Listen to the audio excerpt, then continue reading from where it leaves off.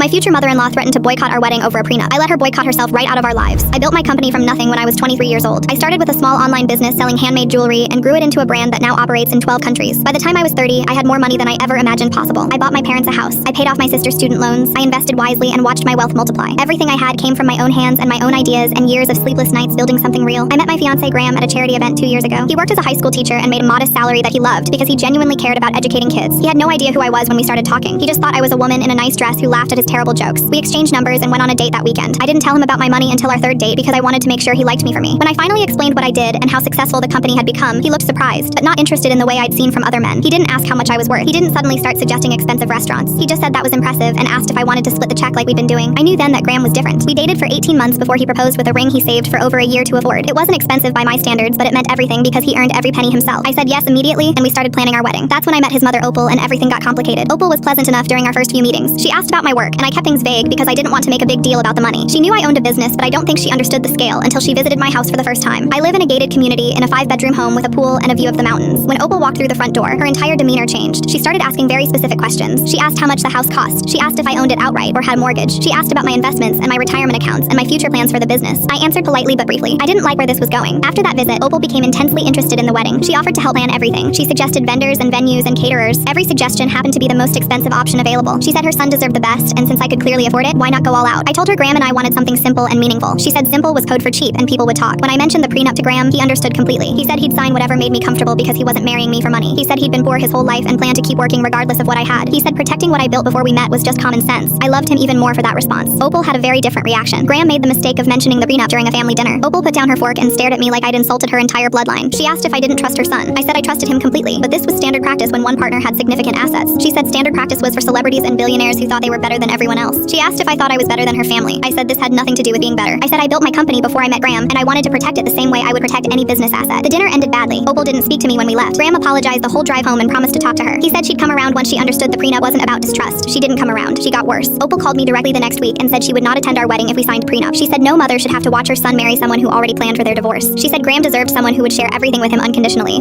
I told her the prenup was happening regardless of her feelings. She said then she wouldn't be at the wedding. She hung up before I could respond. Graham was devastated. Opal was demanding I risk everything I'd built to prove my love to a woman who'd known me for less than a year. I decided to call her bluff. I told Graham we should proceed with the wedding exactly as planned, prenup included. If his mother wanted to boycott, that was her choice. He agreed reluctantly. We sent out invitations. We booked the venue. We arranged catering and flowers and music. We did everything without Opal's input since she'd made it clear she wasn't participating. Opal assumed I would crack under pressure. She told Graham's sister that I would come crawling back once I realized how serious she was. She told relatives she was standing on principle, and I would eventually see reason. She waited for me to call and beg her to come to the wedding. I never called. 2 weeks before the wedding, Opal reached out to Graham asking for an update on the prenup situation. He told her we signed it last month. She exploded. Full story on channel. Link below.